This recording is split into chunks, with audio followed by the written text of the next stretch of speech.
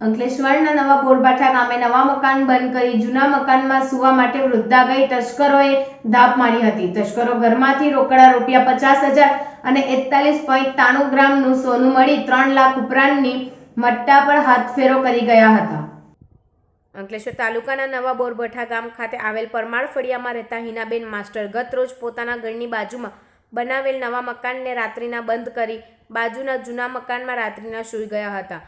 દરમિયાન રાત્રિના તસ્કરોએ તેમના નવા મકાનને નિશાન બનાવ્યું હતું અને મકાનના દરવાજાનો નકુચો તોડી અંદર પ્રવેશ કર્યો હતો અને ઘરમાં રહેલા તિજોરીમાંથી રોકડ ₹50,000 તેમજ સોનાના વિવિધ દાગીના 41.93 ગ્રામનું સોનુની ચોરી કરી ફરાર થઈ ગયા હતા।